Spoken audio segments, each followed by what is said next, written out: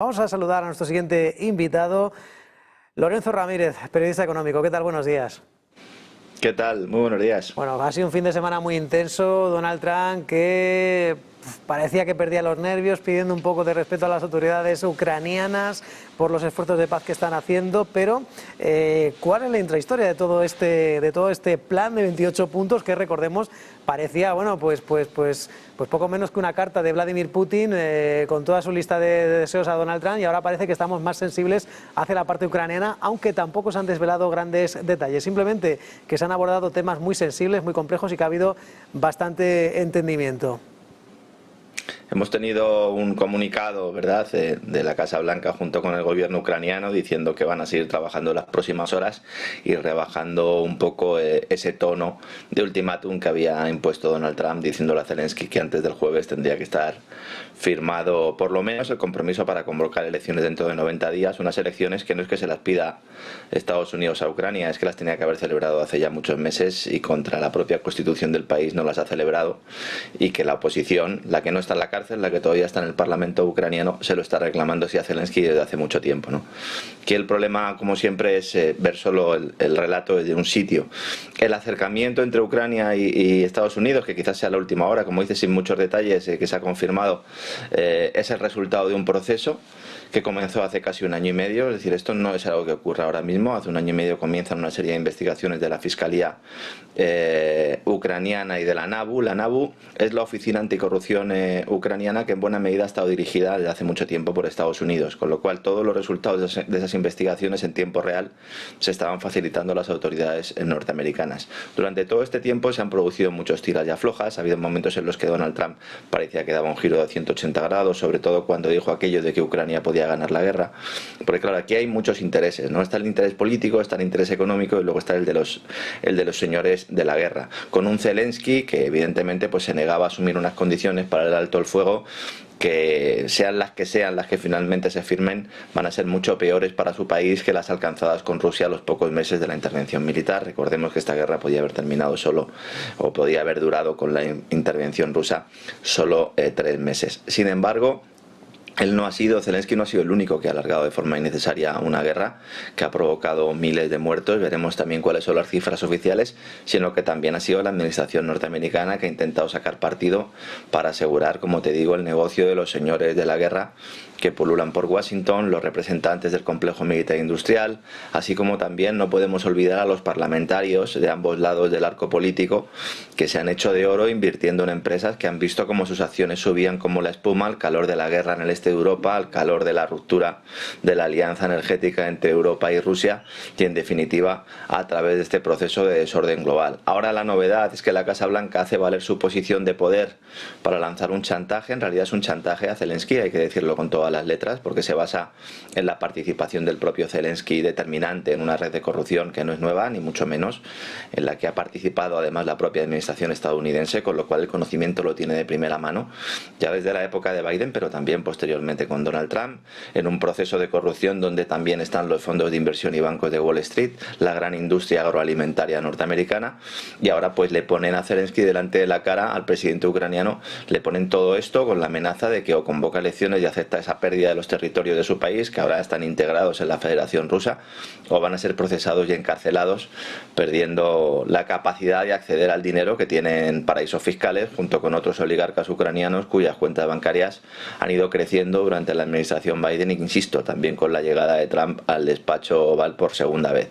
Con lo cual aquí estamos son unos ladrones o unos criminales poniendo condiciones a otros criminales. Esto es una mafia, es un cártel mafioso puro y duro. Claro, la clave está en conocer hasta qué punto el borrador de acuerdo propuesto por Washington a finales de la semana pasada y acordado con Rusia se modifica tras las conversaciones en Ginebra, con Francia, Alemania y Reino Unido, y en menor medida Polonia e Italia, básicamente como convidados de piedra, aunque se nos intente vender la idea de que tiene algún tipo de capacidad de decisión. Europa no va a introducir ningún cambio en el borrador. Si se introduce algún cambio será porque ese cambio ya estaba decidido de antemano por el propio Trump. Es la estrategia negociadora: yo presento un plan de máximos, luego lo reduzco y así Ucrania puede sacar la cabeza. Es muy importante destacar que dentro de este acuerdo no se exige a Ucrania que acepte que Crimea siga estando bajo tutela rusa, pero esto no implica que vaya a volver bajo tutela ucraniana. Lo que se le permite a Zelensky es hacer lo que ha dicho esta mañana en las declaraciones que hemos visto prácticamente en directo hace unos minutos, diciendo que Crimea es un territorio ucraniano. Ahí se va a quedar la historia, es decir, no va a haber ningún tipo de reconducción, entre otras cosas porque el pueblo de Crimea ya votó hace mucho tiempo, con unas elecciones que pueden ser más o menos legítimas, pero es una cuestión que ni siquiera está sobre la mesa. El dilema ahora para Europa es cómo van a mantener los políticos la amenaza rusa para justificar el desembolso de dinero público y la emisión masiva de deuda. Esto es lo que más le preocupa ahora mismo a Starmer, a Merz, a Macron, que son unos líderes además que no tienen el apoyo de sus propios pueblos y que si se convocaran hoy elecciones los tres estarían fuera de los gobiernos, lo cual también es importante para determinar lo que está ocurriendo aquí. Y al final, pues estas herramientas de la emisión de deuda, de ese rearme europeo, son con las que se intentan tapar las vergüenzas de unas gestiones políticas paupérrimas que se unen a un servilismo respecto al amo americano, que es quien ha provocado la crisis energética de caballo y la que amenaza con romper los lazos comerciales también con una China en la cual no es posible sacar adelante las políticas que se promueven desde la Comisión Europea. Una Comisión Europea que ahora debe articular el futuro de Ucrania dentro del club comunitario, otro gran melón, sin contar con el apoyo de los países del este que temen el desplome de sus sectores agrícolas y la pérdida de fondos europeos, con Hungría y Polonia a la cabeza. Entonces, que no nos extrañe que dentro de unos meses se vuelva a detener el ingreso de Ucrania en la Unión Europea, aludiendo a la corrupción del país, que es lo que sucedía antes de que Biden calentara esa olla en el Báltico con la destrucción de Nord Stream y Putin aceptara el envite de alguna manera entrando en el Donbass. Respecto al alto el fuego, seguramente la cuestión más espinosa es establecer cómo van a ser esas famosas garantías de seguridad que se van a dar al régimen de Kiev una vez que se celebren las elecciones en el país, porque el plan de 28 puntos, y esto también es importante destacarlo, es verdad que hay algunas frases que traducidas directamente del inglés a cualquier otro idioma parece que, bueno, o sugieren que alguna de las frases ha sido redactado por algún ruso. Esto es cierto, es decir, este plan no se lo saca Trump, es un plan pactado entre Rusia y Estados Unidos, y el autor del plan por parte de Estados Unidos es el secretario del ejército de Estados Unidos, que se llama Dan Driscoll, que es un hombre de J.D. Vance. Es decir, es J.D. Vance y toda su camarilla de quien ha articulado todo esto. Driscoll presenta a Zelensky el jueves este documento, los ucranianos son quienes lo filtran a la prensa para generar un debate y ahí es donde se dice que Ucrania recibirá garantías de seguridad confiables. Pero paralelamente, Estados Unidos ha presentado a Zelensky otro documento que amplía un poco más esta cuestión. Entonces lo que indica es que en cualquier futuro ataque armado significativo, deliberado y sostenido, es lo que dice, de Rusia contra Ucrania, sería considerado como un ataque que amenazaría la paz y la seguridad de la comunidad transatlántica. Que esto es de alguna manera pues hacer una especie de espejo de ese artículo 5 de la OTAN, como diciendo la Ucrania, no vas a entrar en la OTAN, pero si te atacan nosotros te defenderemos. Entonces, según este texto, este marco entraría en vigor en el momento de su firma y tendría una vigencia de 10 años, renovable por mutuo acuerdo. De esto no se está hablando prácticamente nada y es importante, ¿no? Y hay que decir también que, ese es el punto que seguramente más oposición encuentra en el Kremlin. Seguramente la razón de que no se haya hecho público, y veremos en el documento definitivo, que todavía no ha visto la luz, si aparece, y la reacción de la parte negociadora rusa al respecto. Yo creo que de aquí a final de año nos esperan unas semanas muy relevantes sobre el futuro de la región. Esperemos que se produzca ese deseado alto el fuego, aunque yo creo que con lo que tenemos ahora mismo no es algo que podamos asegurar en estos momentos. Es verdad que todos parecen interesados en esa línea, con un Zelensky que habría dado su brazo a torcer bajo la amenaza, insisto, de la prisión. Pero si algo ha demostrado la historia en los últimos tiempos es que, bueno, lo que hoy es blanco, mañana puede ser negro, sobre todo con estos agentes que están sentados en la mesa y que, hay que decirlo, ninguno de ellos tiene ideología, ninguno de ellos tiene ningún tipo de interés o de voluntad de defender el interés general, sino que, bueno, pues son arribistas y en buena medida, lo vuelvo a repetir por si no ha quedado suficientemente claro, actúan como verdaderos mafiosos, que yo creo que al final todos son lo que son, ¿no? Lorenzo, ¿defiende Trump el interés general con esa ofensiva en aguas caribeñas? Entiendo que las cuestiones de Oriente Medio, sobre todo de Ucrania, pues parece que le quedan un poco lejos, ¿no?, al ciudadano medio estadounidense. No sé si esa incursión para combatir el narcotráfico son acciones más geopolíticas o más electoralistas de cara a las elecciones de medio mandato, para también contener a la línea dura del movimiento MAGA. Eso es verdad, Pero también es cierto que esto no es algo que salga ahora mismo, que se saque Trump de la manga. Recordemos que cuando entró Trump, lo primero que hizo fue poner el foco en el canal de Panamá, con su amigo Larry Fink de BlackRock. Al final consiguieron apañar un acuerdo y Hutchinson vendió parte de los puertos cercanos al canal. Recordemos también que habló de Groenlandia. Era como una intención, o mostraba una intención la política exterior de Trump de decir, bueno, vamos a asegurar lo que podemos asegurar, porque en esta contienda global, pues últimamente estamos perdiendo muchas batallas, ¿no?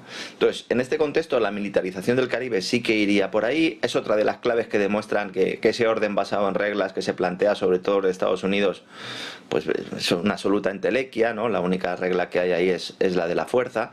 Además, para ir promoviendo una serie de cambios políticos en países de Hispanoamérica que no es que sean las mayores democracias del mundo ni que no sean regímenes corruptos. Algunos países son muy corruptos, pero que desde luego aquí lo que hay que plantear desde un punto de vista de derecho internacional es hasta qué punto un Estado pues puede intervenir en otro. Esto lo he explicado en muchas ocasiones y sobre todo pues utilizando falacias como la falsa batalla contra las drogas como excusa para lanzar en realidad lo que es, si nos fijamos en la retórica, en el lenguaje, esta es la guerra contra el terror de Donald Trump. Es decir, igual que para Bush el 11S fue determinante, ¿no?, para iniciar su guerra contra el terror y su política internacional, utilizando esta marca. Para Netanyahu el ataque de Hamas del 7 de octubre, él mismo lo comparó con el 11S, pues ya estamos viendo cómo tanto Pete Hegseth como el propio Donald Trump, Pete Hegseth es el jefe del Pentágono, el secretario de Defensa, están utilizando también ese discurso, diciendo que los narcotraficantes son terroristas y se pueden equiparar a Al-Qaeda o al ISIS.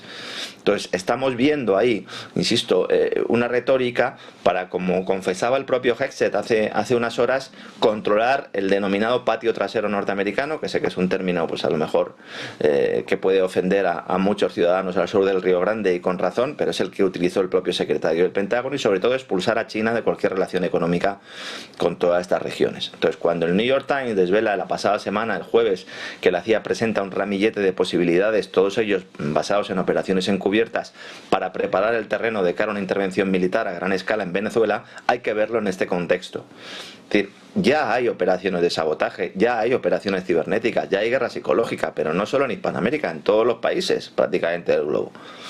Entonces, todo esto que lleva implantándose desde hace mucho tiempo, sobre todo en Hispanoamérica, ha ido de la mano de contratistas militares, entre los cuales destaca el fundador de Blackwater, Eric Prince, que lleva muchos años allí cometiendo fechorías, junto con las grandes tecnológicas de Silicon Valley, que también aspiran a crear tecnocracias en algunos gobiernos.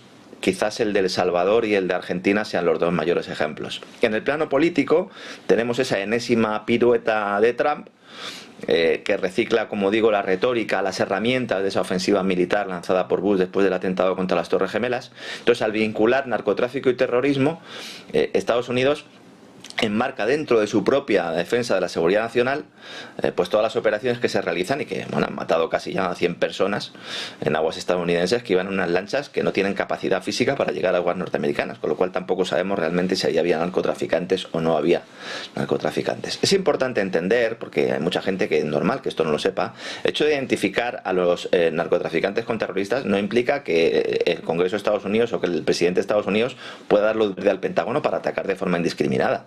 Si nos atenemos a la estricta aplicación de la ley, cuando, según la ley norteamericana, si se designa una organización extranjera como terrorista, esto no conlleva autoridad legal para ejecutar ataques militares. Técnicamente autorizaría sanciones financieras y diplomáticas, como la congelación de activos, por ejemplo, tan de moda últimamente. Pero a pesar de ello, el despliegue naval que tenemos ahora mismo en el Caribe es el mayor desde la operación Tormenta del Desierto en el Golfo Pérsico de 1991. Si nos cogemos solo el contexto caribeño, sería la mayor desde la crisis de los misiles del año 1962. El Departamento de Guerra estadounidense ha autorizado el desembarco, que ahora mismo hay tropas terrestres en Panamá para realizar maniobras en la selva, algo que es inédito en décadas. Y luego tenemos ejercicios y maniobras militares con fuego real en Trinidad y Tobago a 11 kilómetros de la costa venezolana. Entonces, esto es grosso modo el panorama que hay en estos momentos en el continente americano, en una reedición de intervenciones militares en países de la región que eran el pan nuestro de cada día a finales del pasado siglo, pero que se hacían casi exclusivamente con operaciones encubiertas, y ahora vuelven. Entonces, la cuestión no es por qué vuelven, sino por qué ahora. Y aquí es donde entra en juego esa urgencia que hay en las élites norteamericanas y el complejo militar industrial por actuar ante ese fin del orden unipolar, ese fin de un orden impulsado por Estados Unidos y que ahora pues se enfrenta a un cambio de paradigma en una especie de movimiento o de parto con dolor, y que pone en tela de juicio el statu quo vigente desde el final de la Segunda Guerra Mundial. Yo creo que en esto coincidimos todos, aunque algunos analistas podamos pensar bueno, pues puede tener más o menos derecho Estados Unidos a realizar todo este tipo de operaciones. Entonces, como plan B, ante la imposibilidad de solucionar otros conflictos entre los cuales se encuentra el ucraniano, pues vemos cómo Estados Unidos intenta controlar ese hemisferio occidental, que es otra expresión que utilizó Pete Hegseth, el control del hemisferio occidental, una política imperialista que yo creo que está fuera de toda duda. Y luego, como bien decías, ¿no?, esa estrategia también en el intento de la Casa Blanca de recuperar apoyo popular en un momento en el que la base del movimiento MAGA pues está muy enfadado por sus cesiones al gobierno de Israel, los de Trump, por la negativa a desclasificar el material relacionado con Epstein, que insisto, o sea, si alguien espera que se desclasifique esto, que se compre una silla bien cómoda. Y luego también el tema de la crisis migratoria, un tema que sí se liga con operaciones en Hispanoamérica y que Trump quiere usar para recuperar votos de cara a esas elecciones parlamentarias del próximo año, aunque lo cierto es que puede salirle el tiro por la culata, porque la mayoría del pueblo estadounidense, según todas las encuestas publicadas, no aprueba ataques indiscriminados en las costas caribeñas. Hombre, si preguntamos solo en el estado de la Florida, sin ninguna duda, pero en los sondeos que se han hecho en todo el país, en todo Estados Unidos, la política de matar primero y preguntar después realmente no tiene tantos apoyos como algunos podrían creer, ¿no? Un inciso, Lorenzo, déjame contar una noticia de última hora relacionada con España. Por supuesto. Bueno, pues dimite el fiscal general del Estado, Álvaro García Ortiz. Ya saben que el jueves se produjo ese fallo, esa condena, 2 años de inhabilitación, así como, bueno, pues el pago de una multa de 7.200 euros por revelación de secretos de la situación fiscal y de un posible acuerdo que buscaba con la justicia la pareja de Isabel Díaz Ayuso. Pues bien, ha enviado una carta al ministro de Justicia donde asegura que ha llegado el momento, es una responsabilidad y es el momento de abandonar un desempeño de tan alta responsabilidad una vez conocido el fallo. Insistimos, el jueves se produjo ese fallo y hoy ha presentado esta dimisión como fiscal general del Estado Álvaro García Ortiz tras esa condena del Supremo, insistimos, a 2 años de inhabilitación por revelación de datos. Recordemos, 2 años de inhabilitación, además de esa multa. Tiene que indemnizar a González Amador con 10.000 euros y hacerse cargo de las costas del juicio. Recordemos, sentencia firme, pero una vez que se conozcan los argumentos para la condena, García Ortiz podría presentar un recurso, solicitar incluso un incidente de nulidad ante el Supremo y después, si es rechazado, recurrir al Tribunal Constitucional. La noticia de última hora: la renuncia del fiscal general del Estado, Álvaro García Ortiz, antes de que el Supremo, recordemos, lo inhabilitara, ese fallo del pasado jueves. Y ahora sí, Lorenzo, bueno, en fácil, este caso... se le ha puesto fácil el fiscal general. Claro, aquí la duda era si Sánchez iba a apartarlo o si iba a dimitir él. Entonces, en el momento en el que salió Sánchez públicamente y dijo que no lo iba a apartar y que no le iba a quitar el cargo, pues entonces sale él y presenta la dimisión, con lo cual se lo pone muy fácil a Pedro Sánchez, que siempre prueba decir que él nunca apartó al fiscal general. Recordemos aquellas declaraciones que hizo en su momento, ¿no?, el Pedro Sánchez. Pedro Sánchez es un tipo que cuando uno analiza la hemeroteca rápidamente se ve la catadura moral del sujeto, y ahí pues cuando él decía que quién manejaba la fiscalía, bueno, pues decía, ¿quién maneja la fiscalía? Pues eso, ¿no?, la fiscalía la maneja el gobierno de turno. Y aquí pues lo que vemos es una muestra más de la podredumbre institucional que asola a España, también a otros muchos países europeos, pero en nuestro caso, en nuestro país, y tenemos que hablar de ello, y es algo que va más allá de las siglas políticas. Y yo, si me permites, quiero incidir un poco en esto porque no se suele comentar. Estamos siempre metidos en las grandes trincheras, cada uno en la trinchera de su partido político. En España somos muy de trincheras y acabamos siempre perdonándole todo a los nuestros y echando o tirando piedras contra el que está enfrente, y no nos damos cuenta de que el sistema está estructurado para ser así, para ser un sistema en el cual partidos políticos puedan manejar la justicia, ya con la introducción o la imposición del régimen del 78, pero sobre todo luego cuando decía Alfonso Guerra aquello de que España no la iba a conocer ni la madre que lo parió, que la parió, que era la expresión que utilizaba él, junto con aquella de que Montesquieu y la separación de poderes había muerto. Y entonces al final lo que vemos es una crisis institucional que luego redunda en todos los aspectos. Por eso da igual el partido que gobierne, siempre hay un escándalo de comisiones en contratos públicos, da igual el partido que gobierne, siempre hay una serie de movimientos internos filtrando informaciones interesadas para quitarse o poner determinadas personas, vemos el uso indiscriminado de organismos regulatorios y en este caso de la propia Fiscalía General del Estado para intereses no ya de partidos sino particulares, tenemos estructuras de financiaciones ilegales de partidos que han afectado a todos los partidos que han tenido tareas de gobierno y mientras tanto seguimos, ¿no?, en el detalle, seguimos intentando solucionar pequeños problemas sin darnos cuenta de que el problema es fundamental y que afecta a todos y que no va a cambiar cuando Pedro Sánchez se marche o deje la Moncloa. Un Pedro Sánchez que, como bien sabes, y si no os lo planteo aquí y os lo anuncio, ahora mismo ha hecho una ronda de contactos con empresarios españoles, los cuales le han dicho que no quieren que él se marche, que quieren que él siga, y con eso y el balón extra que le ha dado Puigdemont en las últimas horas, pues creo que vamos a tener Pedro Sánchez para rato. Pero insisto, el problema no es quién ocupa la Moncloa, sino cuál es la estructura normativa, la estructura regulatoria, la estructura institucional que permite al que gobierne en la Moncloa o al que esté en la Moncloa en todo tiempo y lugar, pues seguir dirigiendo las vidas y haciendas de los ciudadanos sin perseguir nunca el interés de la propia nación, ¿no? Y eso es un problema que yo creo que tiene toda Europa, pero España especialmente.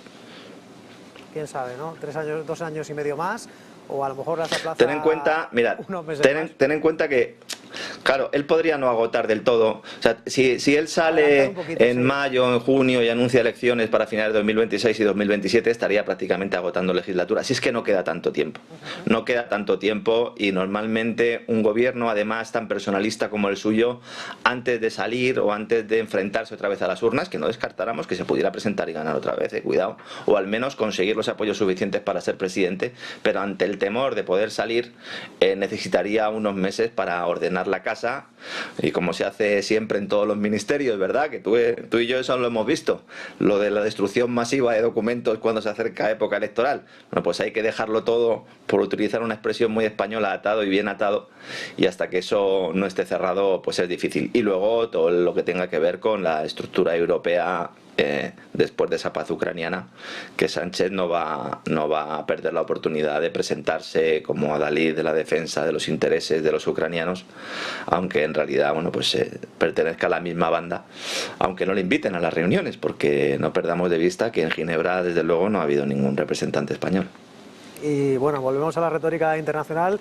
Parece que no estaba tan bien atado ese rescate a Argentina, porque bueno, pues Scott Bessent, Donald Trump felicitándose por los ingresos de los aranceles, que todavía lo mejor está por llegar, incluso para seguir apoyando financieramente a Argentina.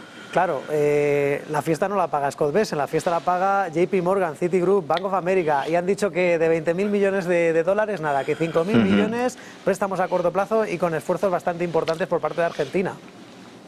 Sí, aquí esto es como decía el Dr. House, ¿no? El problema aquí es que todos mienten. Entonces muchas veces es difícil determinar lo que hay. Cuando habla Trump de ingresos por aranceles lo hace para intentar convencer a sus propios agricultores que van a perder cuota de mercado respecto a unos productos del sector primario argentino.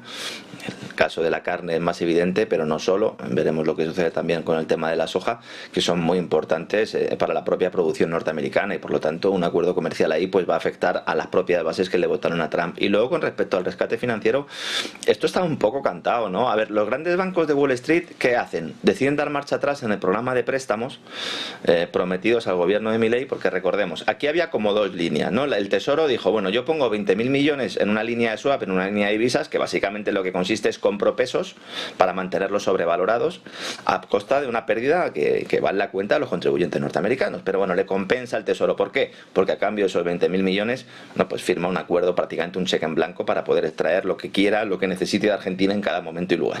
Eso por un lado, ¿no? Aquí no voy a insistir porque he hablado mucho de ello y yo creo que todo el mundo sabe cuál es mi opinión. Luego, con respecto a la otra parte, lo que nos decían es, no, es que la banca de Wall Street va a entregar 20.000 millones de dólares en préstamos para complementarlos con ese apoyo financiero del Tesoro a la divisa argentina y a la deuda pública, y así pues el grupo dirigido por JP Morgan, y que incluye otros gigantes como Citigroup y como Bank of America, pueden garantizar que las industrias argentinas van a tener acceso a unos capitales que ahora mismo no pueden obtener porque a pesar de que Milei nos presente como tarjeta de presentación, y en parte con razón, una mejora de las cifras macroeconómicas, Argentina está fuera del mercado, Argentina está en default.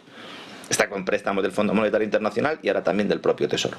Entonces, ¿por qué se niegan ahora los bancos a mantener ese programa de préstamos en su versión inicial? Porque ellos pidieron precisamente al Tesoro de Estados Unidos que se comprometiera a garantizar la devolución de los mismos, porque saben que Argentina no se puede comprometer, que era la condición que puso Jamie Dimon para dar luz verde a esa macrooperación financiera. Entonces, a mí la duda que me queda, que todavía no está claro, es determinar si estos grandes bancos ya sabían que el programa se iba a modificar y callaron, y en realidad fue una operación de propaganda para conseguir que el partido de Milei salvara el match ball electoral, o si la marcha atrás se produce por la negativa del Tesoro a avalar estas 2 decenas de miles de millones de dólares, que es lo que tiene que hacer. Es decir, el Tesoro de Estados Unidos no puede avalar a la banca privada que realiza una serie de préstamos en un tercer país, porque entonces ya estaríamos hablando de que la banca estaría trabajando directamente para el Pentágono, que en buena medida podría ser así, ¿no? Que en teoría un dinero que iba a impulsar la actividad empresarial del tejido industrial argentino. Entonces, antiguos funcionarios del Tesoro han criticado públicamente, primero, la falta de transparencia de este plan. No sabemos realmente cuántos pesos ha comprado el Tesoro, diciendo que, oiga, esto cuando lo hemos hecho en alguna otra ocasión, no muchas, por ejemplo en México en la década de 1990 se hacía con ciertas luces y taquígrafos. Por cierto, un rescate a otro país cuyo gobierno pues tenía muchas cuitas con elementos corruptos. Entonces ahora la banca de Wall Street lo que dice es, no, 20.000 no, os vamos a dar 5.000, pero no vamos a dar 5.000 a empresas argentinas, vamos a dar una línea de liquidez a corto plazo, el denominado mercado repo, para que Argentina pueda ofrecer como garantía una cartera de inversiones y que utilice ese dinero no para nutrir la actividad industrial argentina, sino para pagar la deuda que vence en enero, que son 4.000 millones de dólares, deuda pública que vence en enero. Entonces, de esta manera, bueno, pues podría salir de este match ball, podría salir de esta cuita, pero solo en enero. Con lo cual, la espada de Damocles se mantiene y pende sobre la cabeza de la Hacienda argentina, que no puede salir al mercado, como digo, por esa situación de default permanente. Entonces la idea es que Milei, después de este vencimiento, pacte con la gran banca norteamericana aumentar el endeudamiento argentino en miles de millones de dólares adicionales para así devolver ese dinero que le prestan a corto los bancos de Estados Unidos, con un elemento adicional del que nadie habla. JP Morgan es quien controla el Ministerio de Economía y el Ministerio de Hacienda Argentina y el Banco Central de Argentina, pero no porque lo diga yo, es que todos los que están ahí han realizado su carrera en JP Morgan. Es que cuando se fueron a producir las elecciones y JP Morgan celebró su cumbre anual allí y llevaron a Tony Blair, que es también miembro del Consejo Internacional del Banco, en prensa argentina esto se destacaba, pero aquí no. Es decir, JP Morgan ha comprado el gobierno argentino, sin poner un euro, sin poner un dólar, sin poner un peso. Entonces, al final, la supervivencia financiera de Argentina y con ello la supervivencia del gobierno de Milei sigue presentando muchísimas incógnitas y sobre todo nos hace ver cómo élites financieras e industriales norteamericanas no van a soltar la presa, ahora que la tienen bien cogida por el cuello.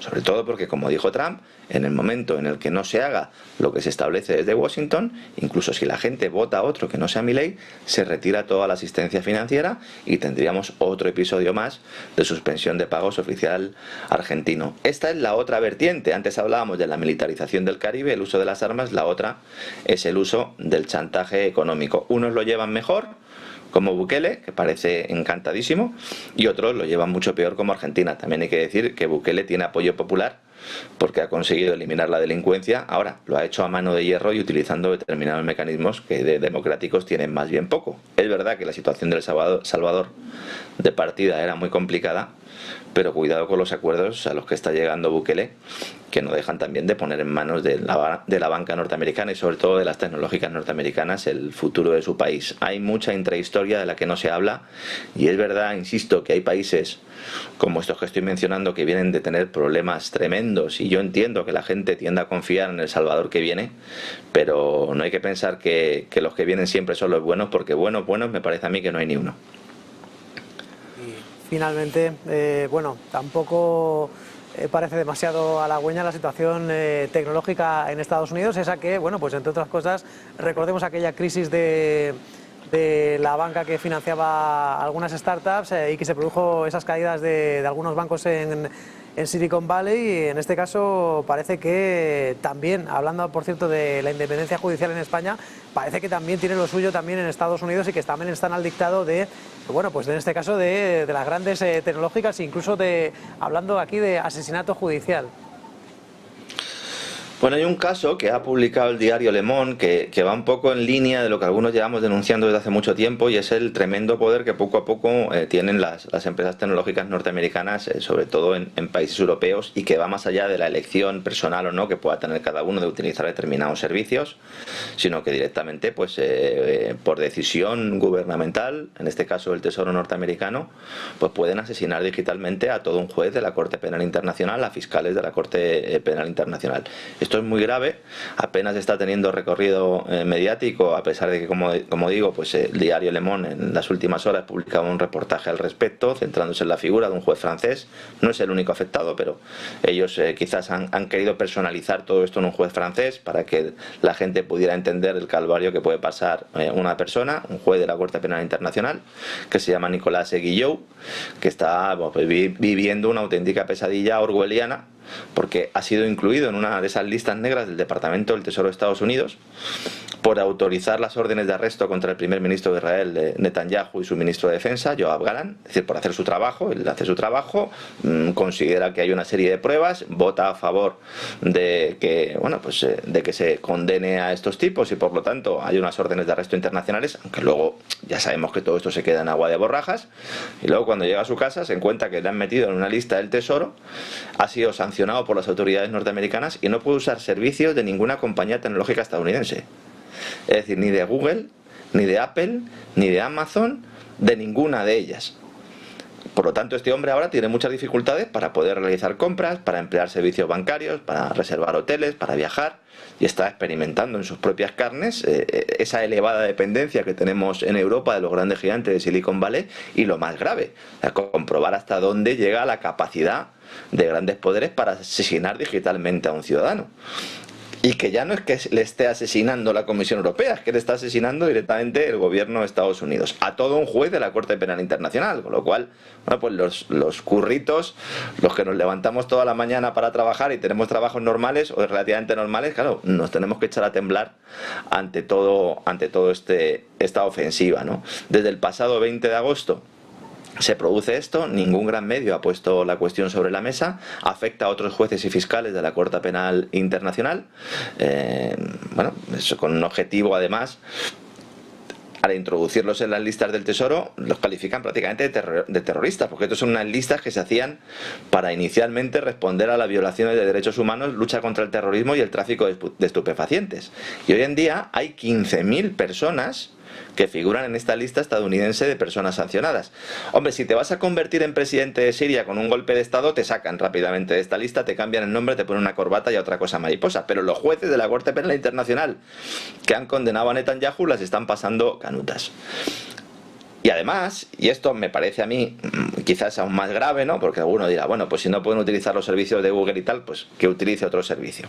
Pónganse ustedes, es bastante complicado. Pero más allá de poder usar unos servicios digitales, el problema es que hay bancos que, aunque no sean estadounidenses, cierran las cuentas de personas sancionadas y les prohíben cualquier transacción bancaria realizada con una persona física o jurídica estadounidense, o que se realice en dólares, o en una moneda que se utilice o que utilice el dólar para la conversión. Entonces esto en la práctica te expulsa del sistema bancario, al menos del sistema bancario de gran parte del planeta. Lo cual también pues explica hasta qué punto China y los países BRICS quieren crear mecanismos complementarios, no que compitan, complementarios, para poder tener medidas alternativas si Scott Bessent y sus muchachos te ponen en la diana. Y luego hay que unir a esto que todos los sistemas de pago, los grandes sistemas de pago son estadounidenses. American Express, Visa, Mastercard, etcétera, etcétera. Entonces de la noche a la mañana uno se queda sin acceso a su dinero con unas empresas que tienen el cuasi monopolio, al menos en Europa, ¿no? Entonces al final vemos como hay un movimiento que aunque toque la corneta al gobierno de Estados Unidos, al final es ese sector financiero, sector tecnológico, quien acaba intimidando a personas sancionadas, aunque sean, insisto, jueces y fiscales que trabajan en teoría al servicio de la justicia en organismos supranacionales. Hay que saber que estas medidas pueden mantenerse durante casi más de una década sin que nadie diga esta boca es mía, con lo cual, bueno, pues nosotros como periodistas y sobre todo como periodistas europeos tenemos que denunciar esta injerencia. Se habla de otras injerencias normalmente, pero nunca de esta. Así que aquello que decía Ursula von der Leyen, que iba a reducir el poder de las tecnológicas estadounidenses, es una absoluta falacia. Abriendo investigaciones antimonopolio prácticamente no se consigue nada. Lo que hay que entrar aquí es a fondo y evidentemente no permitir que estas persecuciones y que estos asesinatos digitales, que se convierten luego en asesinatos reales, se produzcan. Desde Ucrania hasta Wall Street, el poder y la influencia, Lorenzo, nunca descansan. Buen día, buen negocio. Muchas gracias. Muchas gracias, un saludo.